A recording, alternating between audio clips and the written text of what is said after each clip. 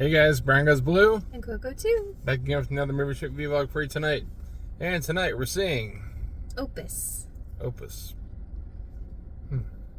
We'll see how this one goes. So this one stars Edibri and John Malkovich and Juliette Lewis, which we haven't seen in a while. Yeah. Yeah. All I know is it's A24. And it's a cult movie. And there's been a lot of culty movies the past few years. So I don't know if this was going to be similar to that or make its own little...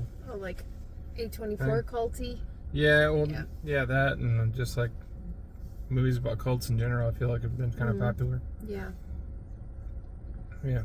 That's all I knew about the movie too, so I don't have much to add. No?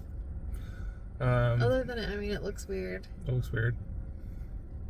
I guess looks like she goes to like some sort of retreat, and the Edibri's character, and John Malkovich is like the head of this retreat, and of course weird stuff starts to happen, but yeah, that's all we really know.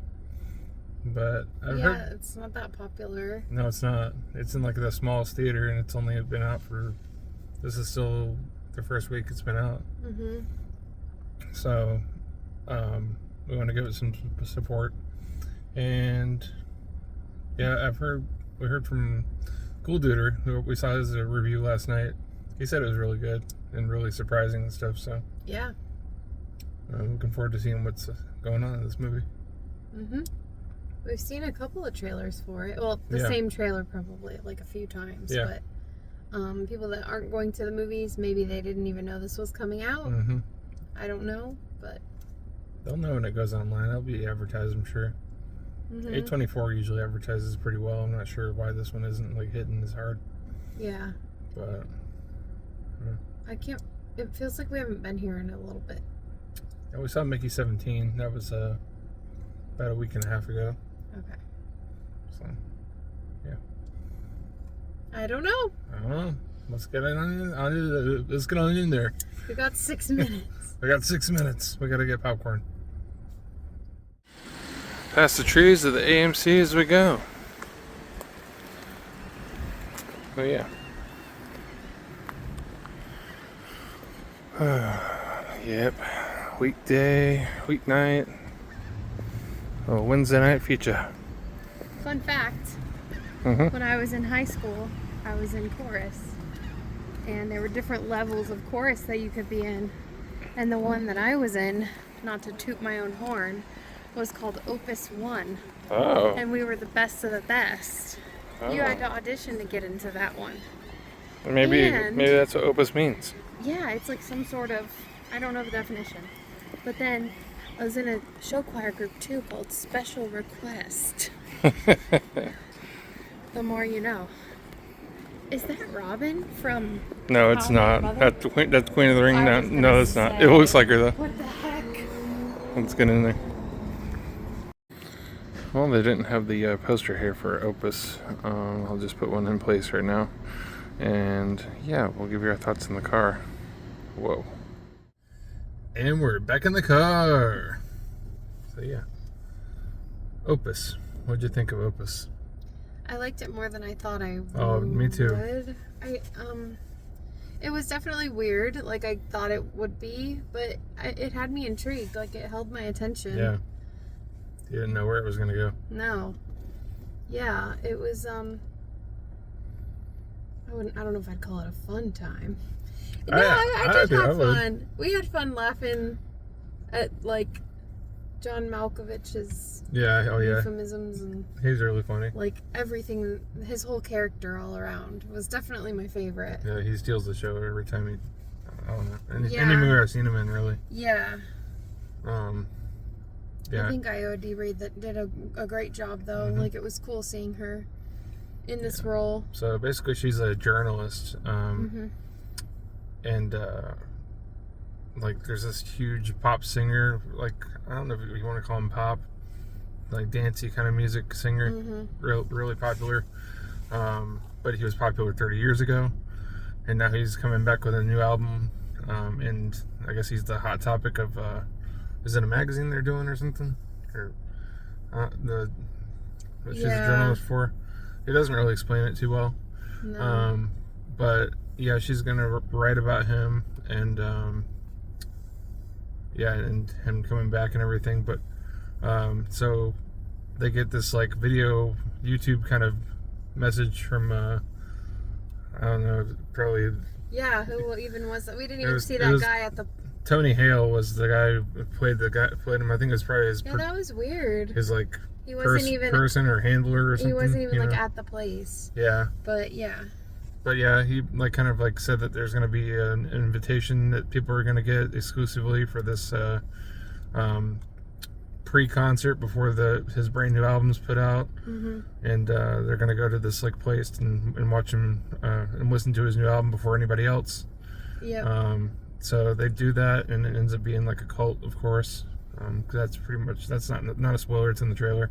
And then it just kind of goes from there and snowballs. Yeah.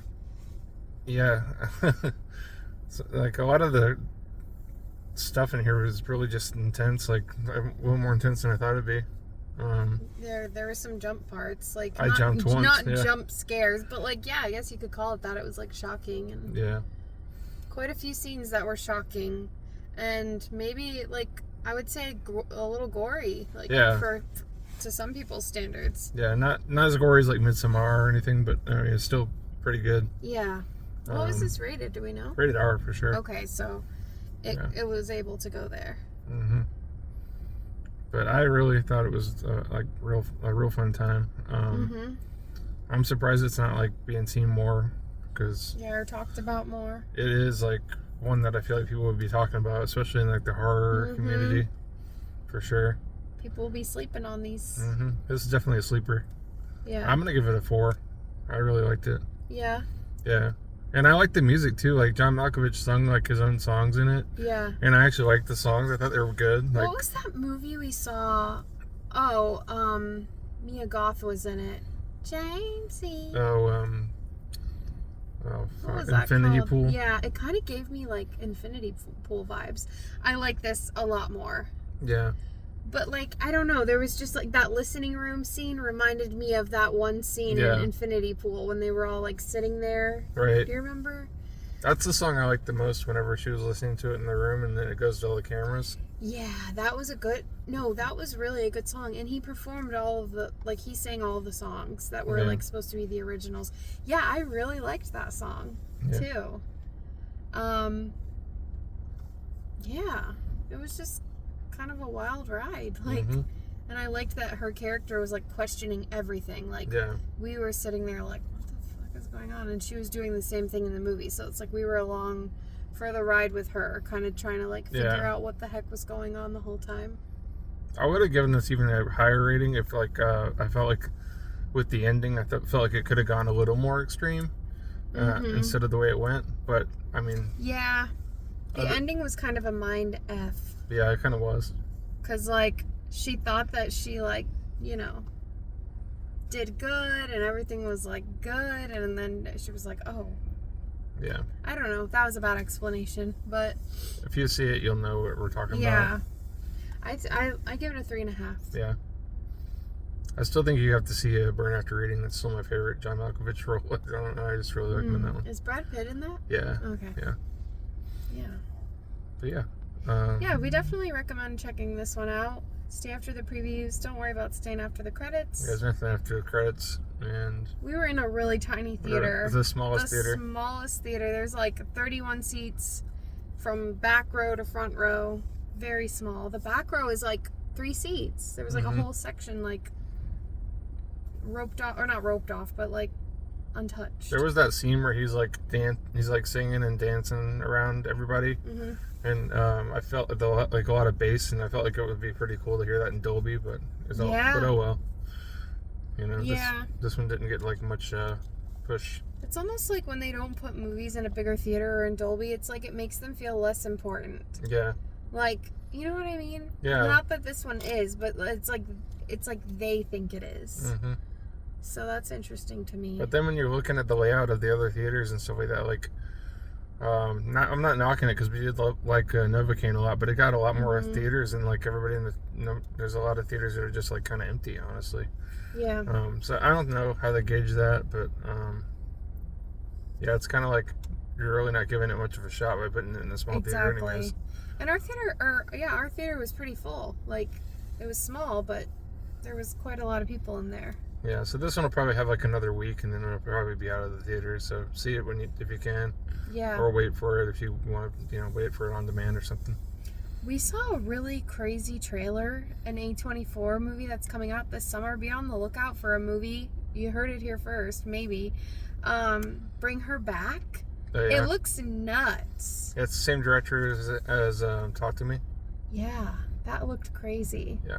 We also do want to see The Woman in the Yard. I think that's what it's called. Yeah. Today's the Day. Yeah, today's the day. And the Time one. I know that might seem cheesy, but like kind of like Tarot, which I still haven't watched yet. Oh, Until Dawn. Until Dawn. There's that one character that like looks kind of like Reagan, and I'm intrigued. Yeah, and Death of the Unicorn. Yeah, that too. That'll be like funny, silly. Yeah. Kinda, but yeah. Gory too. Yeah, that'll be good. Yeah, so we saw some good trailers. And the Finn Wolfhard one looks good too. Oh yeah, Hell of a Summer. Hell of a Summer, yeah. I wasn't like expecting to see like a child trailer before this movie, but I really want to see the Lilo and Stitch trailer. There's like a full trailer out for that, and we haven't caught it yet. But we're probably gonna get that trailer. We'll be right back here tomorrow. Yeah. So we'll most definitely. We got a little sneak peek of some merch. Yep. That'll be shown in our video tomorrow, not our next video that you'll see. Our next vlog. But yeah, it was just all around a good little date night at the movies. And that about does it for me. Yeah.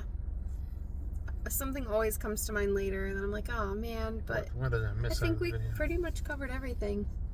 We can't say much more without spoiling, so. Right. Yeah, go check this one out. Yeah.